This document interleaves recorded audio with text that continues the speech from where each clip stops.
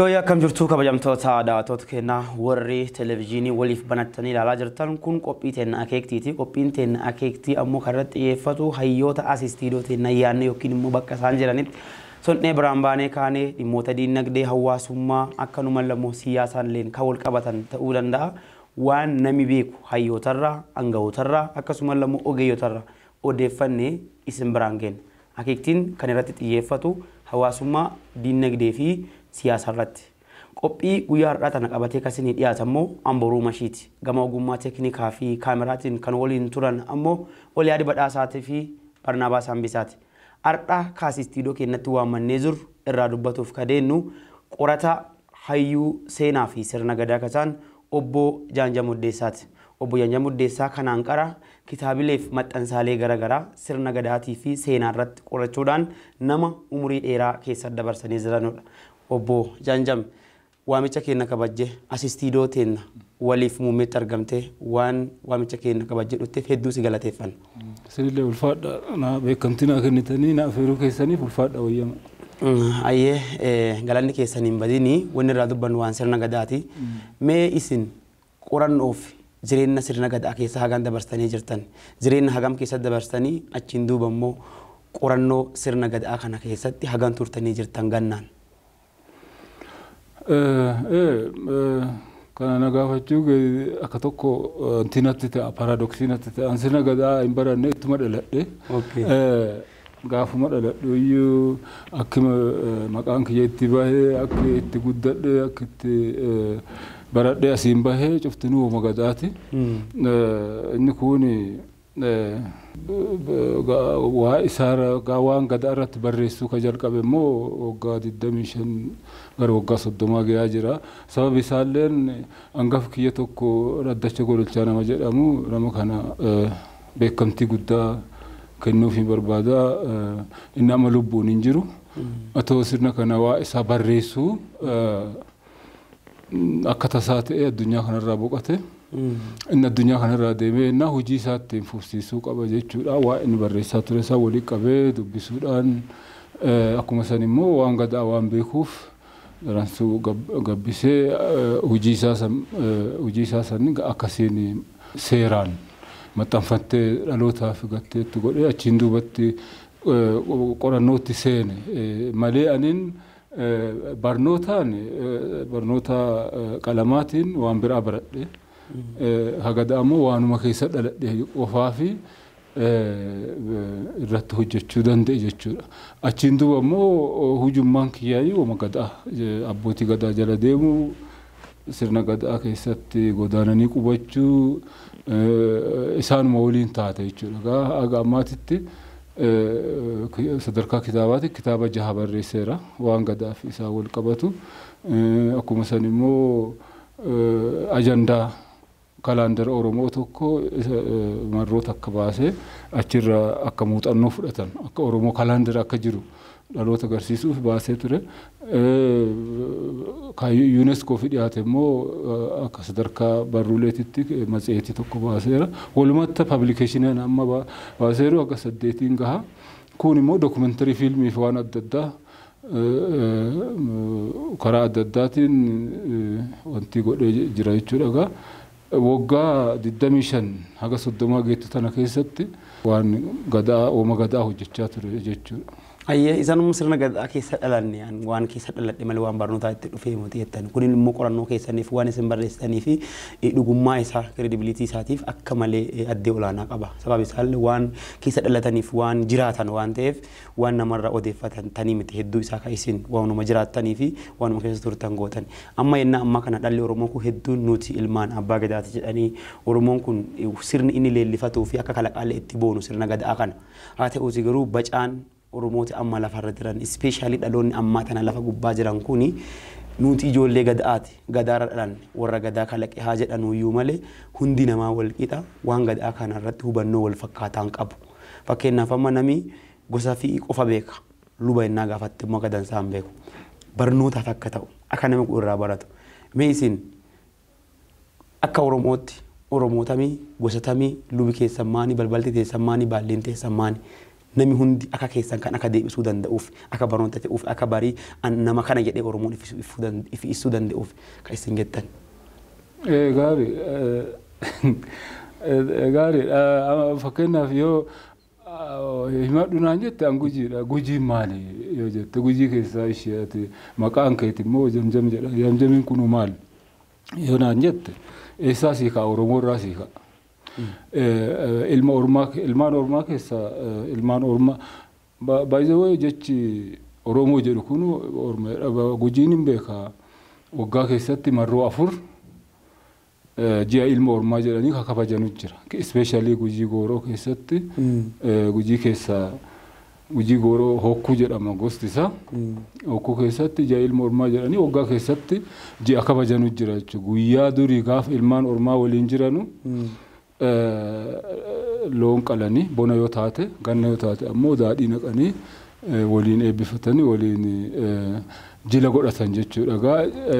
Gaafa ilmaan Oromaa addaan bayan immoo ardaa dhalootaa waan taateef lafti sun ardaa dhaloota ilmaan Oromaa waan taateef haga ammaa yaadatanii jechuudha.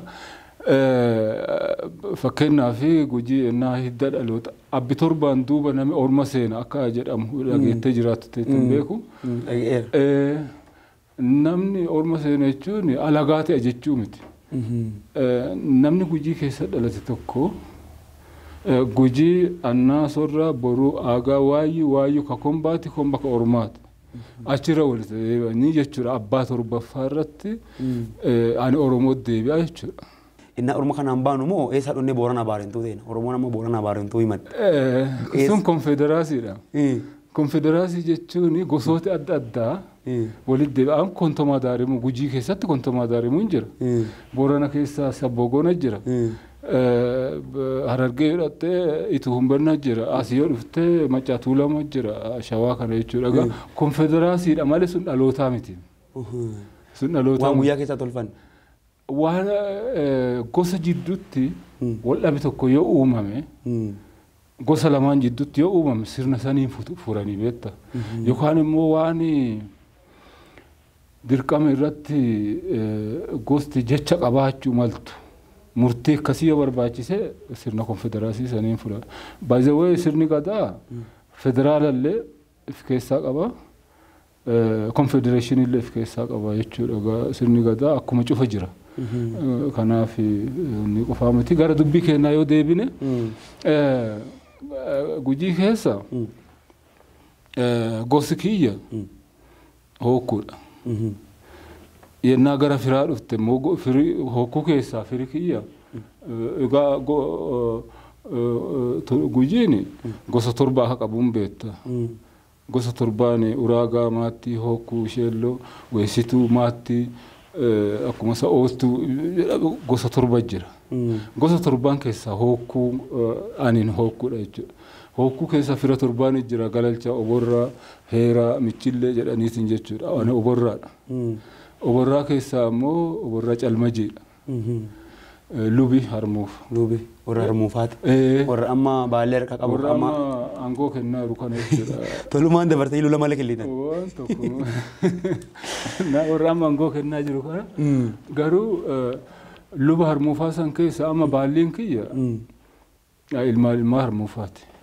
Tarii warri kuniin baallii kanneen duubatti amma gara beekamtii argachuu deemaara malee fakkeenyaa fi sadarkaa gadaatiin amma akaakoodha jechuudha isaaniif. Aniin arrii qabu kun aniin guddadhee du'aati agartu kun nami gannaan diqqaalle abbaa fasiite.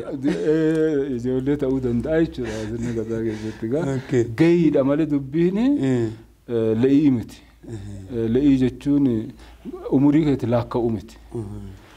Sadarkaa sanatti dhaqqabuu keetii ilmi xiqqaalleen si caaluu danda'a jechuudha. Nu amma warra waa beekallee yoo jedhani dhoksanii akkas bobaa jalaan dubbisan malee waltajjii fidanii jechuudha. Amma wanni dubbataa jiru waan gadaati. Mee amma isin qorannoo olleen gadaa kana keessa turtanii jirtanii qo'attaniillee jirtanii qorataniillee jirtanii achi immoo keessa jiraatanii jirtan. Mee Oromoon sirna gadaa kana akkamitti dade yookiin immoo akkamii maanti naan maan furatiisaaf jedhee sirna gadaa kana dadate Oromoon akkamii kalaqi sirna gadaa kun fakkeenyaaf irra jireessaan qorannoo keessaan gara kibba Oromiyaa irratti xiyyeeffata. Oromoon kun adoo sirna gadaa kanaan hin bulin sirni inni ittiin jiraataa ture inni itti wal bulchaa ture maan ture.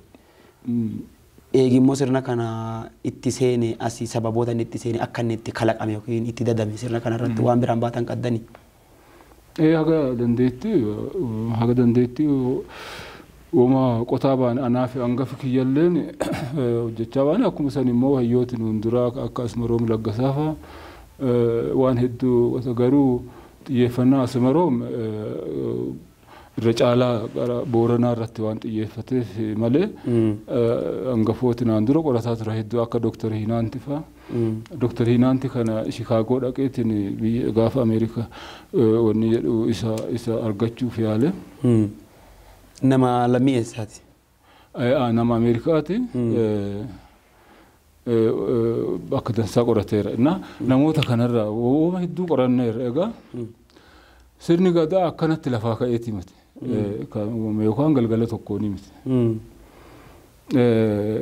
Sirna gadaa uumisaafuu gadaa hedduu fixeera. Matummaa isaatu. Matummaa isaa uumuun isaatu gadaa hedduu fixe jechuudha. Gadaa hedduu fixe jechuun waggoota dheertuu fudhate jechuudha. Dura akkuma addunyaan nutti bulaa turte namni kama humna qabutti kolbaa walitti qabee bulcha garboonfateetiin hojjechiifataa ture. Eegas sirni nugusaa jalqabamee muuxannoo addunyaa cufaati. Sirna nugusaa yennaa jennu maatiin ta'e tokko garee ijaarratee kolbaataa walitti qabatee akka bulchaa mootiin keessa ana jedhaa sun immoo haga umuriititti haga namni sun jirutti aangoo qabachuu qofa osoo hin taane gaafa du'ellee ilmaan dhaalchisaa. Gonfoo. Kana ammoo inni naannoon Oromootuun naannoo amma Oromiyaa qofa osoo hin taane walumaa galatti Itoophiyaan yoo fudhanne gaafa Afrikaa kun human origin ta'uun isiin beekama. Bakka dhaloota namaati jedhamee yaadama. Haga ammaatitti qorannoo biraan bayame. Akkuma sanii sirna bulchiinsaa cufaayyuu muuxannoon jalqabaa asumaa kaate jedhuu hin dandeenya. Innaa waan gadaa qorannu jechuudha. Akkuma sirna mootiitiin bulaa tureen dhiiroo sirni mootii kun tokkoffaa hacuuccaa isaa nu dhidde lammeessoo dhaalaa miiloo taate dubbiin ni maratan jedhu dhaala walitti dabarsuu ilma sanyii san malee namni mootii ta'u hin jiru. Maaniifi dubartooti kun garaa laafanii nama miidhanu argu jirra maaniif dubartoota hin bulle jedheetiin uummati mari'ate. Akkas wayya gaarii. Dargabummaan dhiira jabaattee gara dubartiitti fidatan. Haadha dubartooti garaa namaa dhaabti. Seeraan nu bulchise. Isiif jirra malee akka dhiiraatti akka warra dhiiraatti maaniif dubartootaan hin bullee Oromoon mari'ate. Okkee haa taatuuti jedhan. Sirna kana moggaasanii fi maltuun hin jirti gaafas illee moggaasanii. Warri malan. Maltuu jechuun political strategist akka jennu kana warra gorsitootaa jechuudha. Mala dhawan jechuudha. Maltuun gaafas illee numa jirti. Dhoffataniitiin warra sirna wanti mootii geggeessu kana ofirraa qolchanii dubartootaan buluu eegan dubartoota keessaa akka dansaa dubbattu ilaalanii sirna akkoo jedhanii uumamu. Sirni sun sirna akkoo ta'e. Sirna akkoo jedhaniitiin akka amma kuyiin jedhan kana jechuudha. Kuyiin jennu kana akka nigisti jedhamu kana sirna dubartootaa san sirna akkooti jedhanii uumani. Kun waan addee cufatti jiru gara kibba Oromiyaa kana keessatti waan beekamu. Warri kushii kullee bacaa qaba warra akka Sidaamaa kullee waan sirna akkoo kana. Jenereeshinii tokko waan sun. Fakkeenyaaf nigisti kuraa jedhanii Sidaama keessatti. Nigisti kuraa. Hojii biraatti immoo akkoo manooyyee. Akkoo manooyyee isii maayyeeti. Isii macarrasha isii shanaffaati. Amma isii shanaffaa tanatti rakkoo uume. Ajaji isii hammaate ammallee isiin tuni sababa ta'e tokkoon ijaan qabdu ila dhaamteerti. Saba uumamaa ta'uu danda'a yookaan immoo guyyaa keessatti ta'uu danda'a isiin akka ijaan qabnetti. Wanni ansiin jedhaaru kun bara san sirna waa barreessuutiin hin kaayamne. Waan adda addaarraa waan lafa jirurraa innaati kaatee himtuu fakkeenyaaf dubartoota innaa gora dhawattu innaa sirba sirbitu waan isiin dhageessifturraa jechoota itti gargaaramturraa kaatee qorannoo afaanii dabarsa afaanii innaa fudhattee waan jaarrotii himtu fudhattee waan kana wanti goota malee wanni kun barreeffamaan waggaa dheertuu tana gatteettee waan hin jirreef irra caalaa wanni afaanii oraalii diseendi wanni nuti ta'e nuti gaddabre wanni itti gargaaramneetiin biraan baane jechuudha waan kana gaa. Isiin maayyiituun garaa jabaatte akka malee waan dalagamuu hin dandeenye namatti himte fakkeenyaaf lafa akka waarti nan tunne akka dhoqqeen nan tunne lafa hanqisaa waaqa hanqisaa jidduu tana mana naa ijaaraa jette. Quufaa addee darre. Naan maltuu ammallee qaramaan isiin goote hayyoota beekan jedhan cufaa akka lafarraa badan goote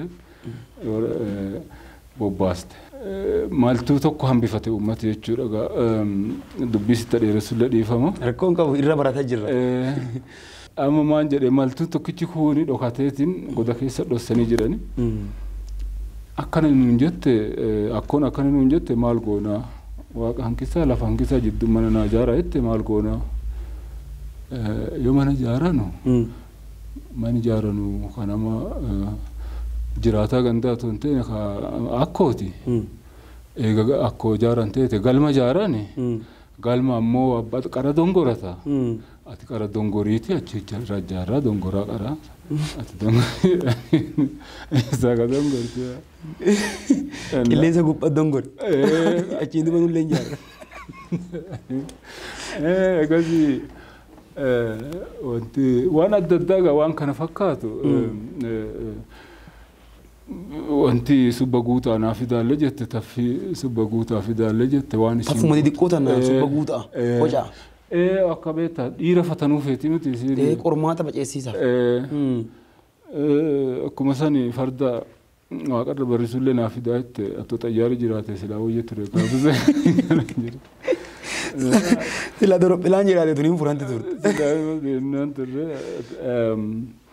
Duuba akka murgoo fakkaatti malee akka malee uummata teesti goote. Yaa wanni afoolii kullee uummata keessa jiraate. Uuma jiraate malee lafa fakkeenyaaf kontomaa daarimuu keessatti duddaa gooroo keessatti wanni kun yoo afaan tokko himamte wanni sun uuma jira jechuudha. Waan biraa dhiisitii yoo inni ogaadee dhadhu. Akka wanni kun jirtu hin beekamu. Warri ogaadeen kullee sirna qoonaan buleera. Buleera sirna saniin jechuudha. Ani hargeysaa dhaqeetiin nama waan kana natti himu argeera. Ammaan tana ka bilbilee sitti haasa'uu danda'u waan kana jechuudha. Sidaama keessa akkasanii mirgaalem dhaqeetiin waa'ee furaa gizee gaafadhu gizee qoradhu. Dhalooti sun kana eksperiyaansi godhaa ture jechuudha. Sanyiin kushii kun cuftinu waan kana keessa baheera jechuudha. Achiin duuba sirni gadhaa kun kalaqame. Achii maan fidanii dhiirti dhiiraan bulle dhalaallee bulle dhagarre nama adda jennu sirna maaf uumneedha. Addeen nama tokkocha. Waan kana cufaa dhagarre.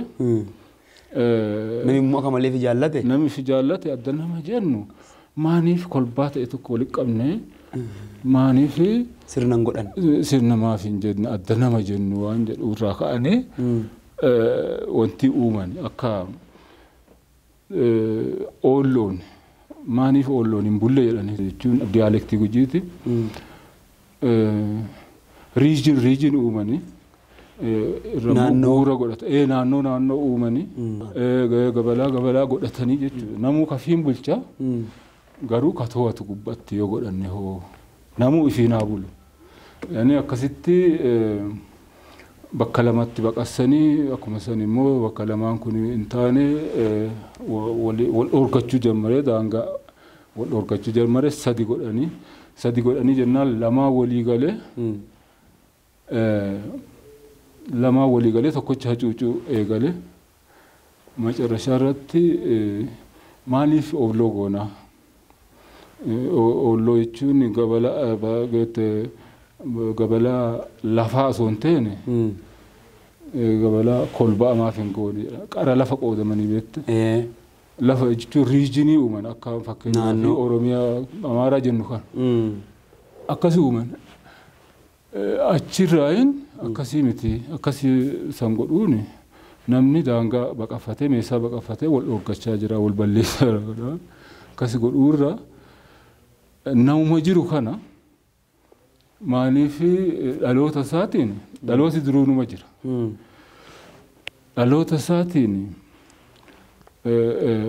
maaf ijaarre waan jedhurraa ka'anii jechuudha achi hagana sadiin jaaran hokkumatti uraagaa waaw sun beektee dhalootati uraagaallee hokkullee maattiillee dhalootati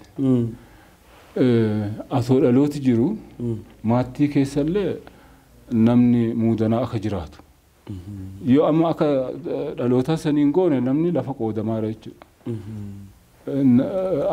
akka lafti gosa horanne godhan akka lafti takkatti gosa takkaa qofaan ta'een akka namni integreet ta'ee jiraatu mirga qabaatu garuu sirna bulchiinsaa tiini akka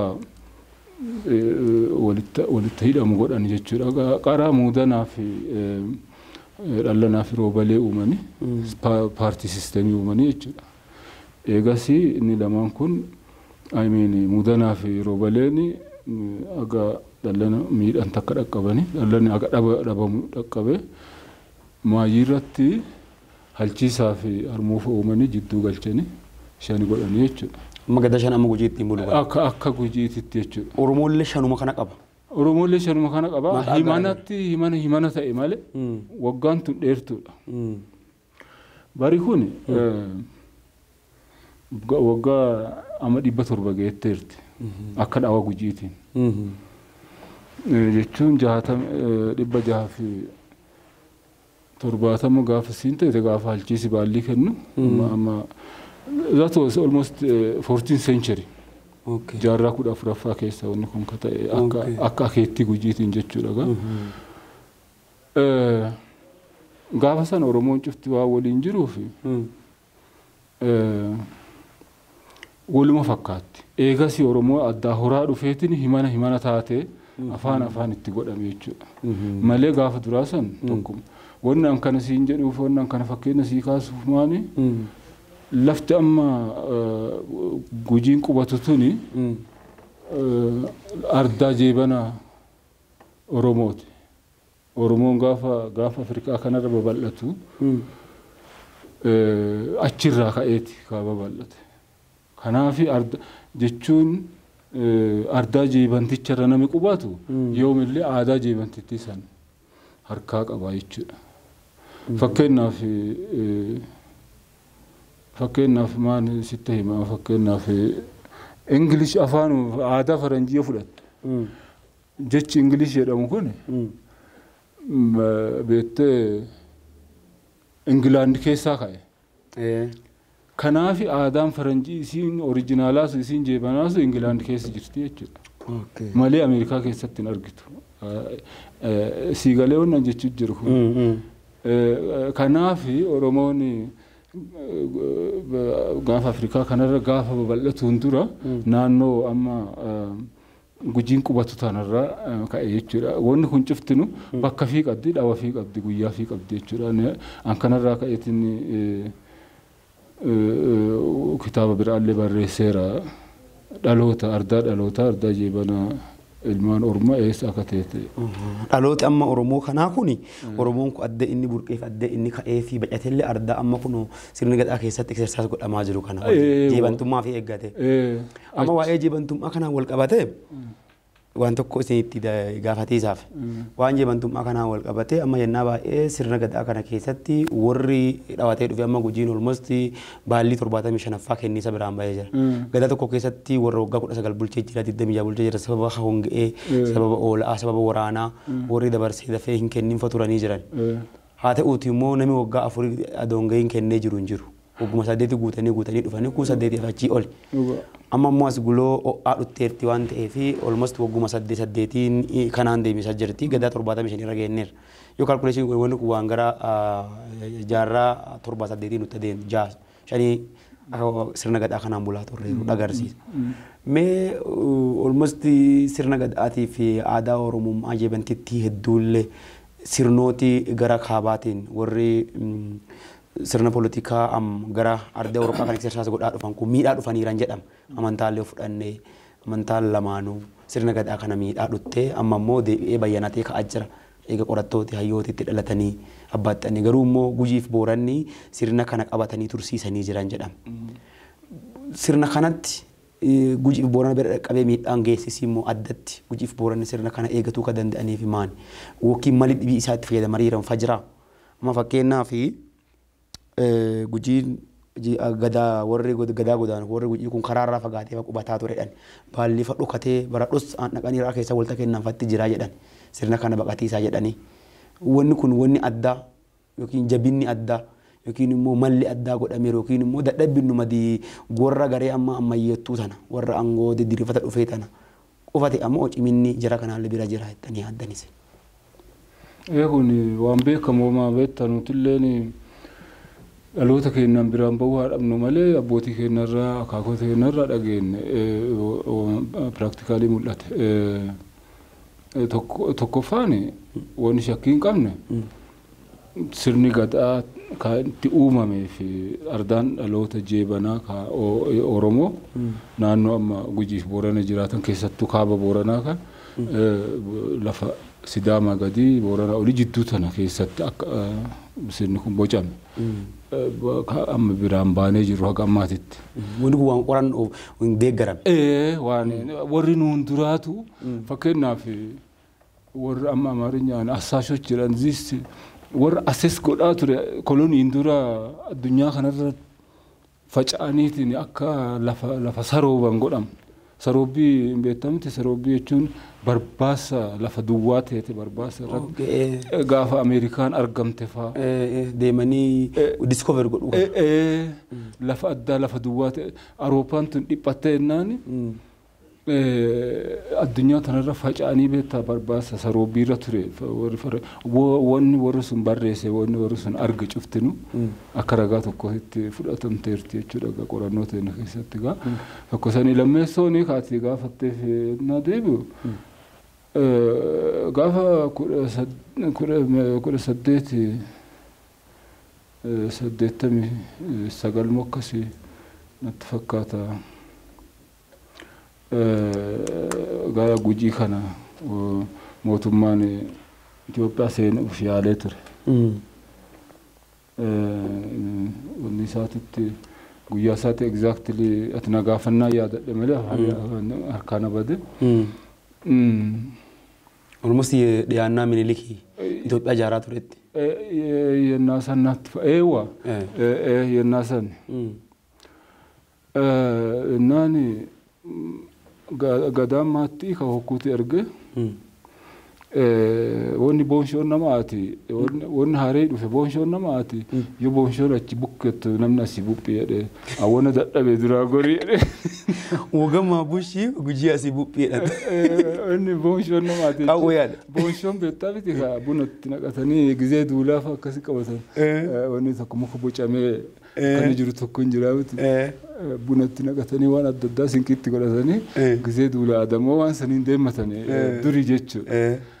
Amma waan san fakkaatu fuudhanii namatti buqqisan yoo boonshoo achi bukketti nama si buphee liiga Oromoon ta'an. Amma jechi isaanii nuti waraanaa wanta wanni ifirraa dhorgachuuf yaalla warri immoo qawwee qaba. Yoo isaan qawwee achi dhukaasan namni asiin du'e si namichi maan ta'e jedhanii antiyyaan dadhabee ati dandeettu dhoogadhu. Warri gadaa maatii ol aanallee. Ol aana. Warra gara hokkuutti gadi ergan. Yennaani hokkuun tafiitiin gadaa karaarraa qabate jechuudha. Aga gaafsaniirraa jalqabee gadaan hokkuu fuutoo lafa jedhamtutti kennamti malee gabayaatti hin baane jechuun fuula uummataatitti as akkasiin mul'anne godhame. Osanii haga ammaraa keessatti. Lafa fuutoo jedhama maqaan fuutoo jedhanii sababii fuutoo irra baay'eeyyuu san jechuudha. Lafa fuutoo jedhan sanatti achitti baallee walirraa fuudhan. Hin taana cituudhaan. Akka hin mul'anne Gadaan Gujii jechuun maaniifi hin faanshaa miti re. Akka hin faanshoon. Kuu kamaattiitu faanshaa jedhani amma fakkeenyaaf eenyu biiqoo biila. Biiqoo biila kaabbaatti uwwisanii wanti godhanii yennaan Gadaan ruufa uffata malee kaabbaa uffatu faanshaa jedhanii lagatanii faanshaa jechuun rakkasa inda maalatu akka hammaate jechuudha. Akka namooma keessa bahee jechuudha. Waan akkasii ture sirna akkasii ture jechuun bara amma siin jedhu kana irraa jalqabee hanga 98 akka lakkoofsa faranjiitiin waggaa meeqa jechuudha. 1888 irraa jalqabee hanga amma jirutti 1998 98 dabre jechuudha. Lakkoofsa kennaan 90 jechuudha. Haga muudanii baallii kennutti Gadaan Gujii hin mul'anne jechuudha. Beekaa dhoosan. Uffatanii ra'a keessa geggeessaa turan. Uffatanii ra'a keessa geggeessaa turan. Gara Booranaa gisee dhattu immoo sirna lama ture. Tokko sirna Keeniyaa keessa jiru ka Ingiliziin bulaa ture. Ka Itoophiyaa keessa jiru immoo mootii Minilikii illee akkuma san Haile Sillaasee illee yoo dhufe akkuma san ta'e warri lama walii galtee qaba waan ta'eef Booranaa ulfinna akkantu qabnu godha lafti akka kabajamu godhame. Lafti lama lafti Booranaa illee achillee jirti asillee jirti aadaan akkantu qabne wanti godha lafa kabajamtee teettu akka taatu godhame jechuudha. Sababa kanaan lafti tun eegamte jechuudha. Oromoon kun gaafa Afrikaa irra faca'ee jiraatu kun immoo sababa amantii garaagaraa sababa akkuma san dhiibbaa siyaasaatiin kama jalaa laafu ta'ee jechuudha. Hayyee walumaa galatti amma akaawwanni akka Booranaaf Gujiin sirna kana eegatanii dhaambaaniif tokko mala jabaa isaan malatanii kun immoo carraawwan yennaa sanatti argamanii gargaaramanii ciminni uummata sanillee jira irratti immoo mali isaan diinarra malatanillee eegee asiin baay'eeraaf jechuudha. Kanarra walii gal kun amma gara fixanii isaatti deemaa jirra. Saatiin kennu jalaa deemsaa jira waan ta'eef waan koorii takkatti dhufiisaaf deennaan ammoo. Amma sirna Gadaa kuni almost Oromoon ittiin bulee maqaatti argatee qabeenya kiliyyaa hambaa jala addunyaa godhatee jira. Qorannoo sun kama isinuu keessa hirmaattanii waan hedduu gootanii sirni Gadaa akka dubartoota fi keessa qabatullee hittiintanii waan baca'an eegii deeggarsa gootaniin duubatti warra kontribuushinii guddaa buusee bu'aa guddaa buusee sirna Gadaa kanni sirna idil addunyaa hambaa kiliyyaa ta'utti galmeessanii jirtani. Keessaayyuu sochiin isiniif akkanumallee immoo Dr. Kabajaa Ayuub Aga Xinxinoo fagootanii haga Ameerikaatti Niiwoorkiitti imaltanii gootan waan dagatamuu miti. Amma sirni kun galmaa'ee hambaa kiliyyaa idil addunyaa ta'ee jira. Oromoon immoo ammaan tana sirna ammayyaallee qabattee ittiin bulaa jirti walillee bulchaa jirti. Sirna Gadaa ka amma waan bacaa furmaata ta'e wanni Gadaa bira furmaata arganne hin jiru akka qorannootti. Ta'e sun immoo sirna amma ammayyaa ittiin bulaa jirru kanatti akka inni madaqu godhiisa irratti wanni hojjetamaa jiru jira. Fakkeenyaaf warri amma aangoo biyyaalessaa qabatanii jiran kanallee ta'uu danda'a.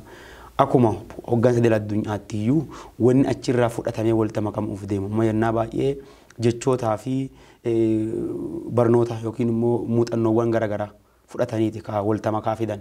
Fakkeenyaaf amma yoo fudhatte waa'ee marii biyyaalessaa Itoophiyaa eegaltee jirtutti waan tanaan qara biyyoota akka South Afrikaa fa'aa exersaasa godhan san as fidanii asilleetti hojiirra oolchiisaaf ka deemaa jiran. Sirna Gadaatiif bulchiinsa ammayyaa kana walitti makiisee hin danda'ama. Walitti makanii keessa deemuun hin danda'ama. Yookiin immoo rakkoowwan sirni Gadaa addunyaarra amma furaa jiru. Bu'aan inni amma addunyaarratti exactly buusaa jiru maal fa'a? Jedhuu dandeettan wanni akka yaadatti kaasuu dandeettan fa'a jira. Jechuun beeki Gadaan waan cufa. Gadaan waan cufa keessa qaba. Tokko amantaallee achuma keessa jirti. Sirni waaqeffannaa achi keessa guutuu isaa jechuudha. Kan Kan waan tokko illee waa ilchine waaqa biratti waan tokko waa ilchine jechuudha. Waaqa alatti wanni dhibii akka waaqoon fannise irra gadhaa jira. Gadaa keessa jira jechuudha. Akkuma san immoo sirni waraanaallee jira, sirni ijaarsa waraanaallee jira. Sirni duulaa adamoo dabalatee sadarkaa adda addaatitti. Akkuma san immoo sirni yennaa waldhabii uumame ittiin araarsanu jira. Ta'u fakkeenyaaf mootummaa keessatti namni nama ajjeese tokko hidhamaa jettaan. Waggaa haganaatti faradee mana hidhaa irratti haadha abbaa isaatii fi ilmee isaatii fi jaartii isaatii niitii isaatii waa inni hore ati yaaddee hin jirtu jechuudha. Isa mana hidhaatti darbuu keetii yaadde malee. Gadaan immoo kanaaf furmaata qaba. Akkan godheeme. Jechuun diteelii isaa beektaa sa'aatiin nu dhorka malee garaa dhoofnee yoo dubbanne bal'oodha. Sirna wal dhabiinsa ittiin furan tokko motii lamaa motii haga kudhaniititti siila akka waan gadaa keessa jiru. Sirna wal dhabi tokko yoo uumame sadarkuma feetetti haa uumamu. Wal dhabi tokko yoo uumame biyya jidduutti ta'e moo nama lamaan jidduutti ta'e moo wal dhabi tokko yoo uumame sirni ittiin furamu gadaani tokko motii lamaa motii sadii motii hanga sagal kudhaniititti ammaan tana siila akka ta'uu danda'a. Kanaaf yoo sirna gadaatiin deemte yookaan nama dubbii kadhate santu liqii galaa dhaabata. Ta'uu baannaan yoo wal dhabi uumame akka ittiin furamu jarri lamaa irra walii galanii akka isaan dhaabatuun ka godhuu danda'u sirna jira jechuudha. Kanaafuu walta makuun hin danda'amu. Yoo walitti makte dubbiin maan ta'etti seeta. Dhama wal dhoorkiti. Beeta sirni gadaa kabajatti argate harki teknoolojii harki maanii keessa seenee otoo hin ta'in dhandhama kaleessa waan qabuuf. Maaniifi namni waaqa sodaataa nama bulcha. Namni seera sodaataa nama bulcha. Ammaan tana garuu nama ajjeesee dhufe ana ajjeese yoom agartee siin jedha. Walitti makiisii rakkisa. Yoo ragaa irratti mirkaneessi rakkisaadha. Ati waan biraatti dhiisiiti dubartoota abbaa gadaa jedhan malee dubartoota haadha gadaa maaf jedhuu dhabanii jedhanii namni falmatullee jira. Gadaa waan kana cufa beekta deebii har'aa kaleen kennineef. Jechuun justify wanni godhamu hedduun haa jiraatu malee gadaa waan cufaaf sababa miknaata fi qaba sababa fi qaba. Amma dubbii teenya gabaabsuufi yeroo gabaabdutti sirna lamaan kana wal simsiisuun nama rakkisa. Garuu ideemsa keessa suuta suutaan akka inni oriijinaalizimii isaan dhabne. By the way wanni fi eeggachuu mallu beekamtii argachuun gizee tokko tokko waa busheeshuu dandeetti. Waa rakkasa godhuu dandeetti. Beekamtii argate jennee sirna gadaa akkuma feene bakkuma feenetti yoo hojiirra oolchinu teete bushaa'uu danda'a. Kanaaf fi eeggannoon godhamu mallu tokko dhandhama duraas akka hin dhabne godhu. Lammeessoo sirna barnootaa keessa galee akka daa'imman baratan akka isaan wanti godhan sirna bulchiinsatti fiduu caalaa sirna barnootaa keessa galchuudha. Bulchiinsa siyaasa keessa galuun qabu. Daa'imman mataa keessatti uumaa yoo deemte uumaa yoo dhufte isaaniin guddifte gaariidha. Kabiraa ammoo sirna barnoota idileetiin ala barnoota al-idilee jedhamu jira durii masarataawwi timirti jedhan tokko jira gaafa durii jechuudha. Sirna akkasii uumame atoo nama Oromoo ta'ellee dhabuu dhabaatullee sadarkaa uummataatitti barnoota bu'uuraa akka godhameetiin namuyyuu barata hubannoo akka horatu osoo godhame. Inni kun immoo miidiyaa akka keessanii kun sagantaa fi bocateetiin waan kanarratti otoo hojjetee akuu fedha. Guyyaa har'aa kana really it is so unfortunate yeroo miidiyaa dheertuu silaa fudhatanii irratti haasawanii dookumentarii hojjetan malee wanni kun waan interviewudhaan deebisanuu miti. Kanaaf yeroo qabnu tana fayyadamiisaaf ani hanganuma jechuu fedha ijoolleellee akka nuun hifanne ulfaadha wayyamaa isin jedha hangama kiyyaan buufadhe. Ayyee ulfaadha galatooma obbo Jaanjaa Muddeessaa qorataa seenaa akkanuma lammoo hayyuu sirna gadaa irratti qorannoo yennaa dheeraa gootanii jirtan waan beektanurraa haga diqqoo xephinuu gootanii ta'u waan ta'eef nu kabajanii istiidiyoo teenaa dhaggantanii yaada kana waan nu qooddaniif maqaa daawwattoota teenya televezyiinii waliifiitiif akkasuma lammoo maatii waliif hojjettoota mana keessa guutumaa fi uummata Oromoo badhaa barnoota kana sinirraa argateen hedduu sin galateeffanna. Isinillee ulfaadha uyyama galatooma.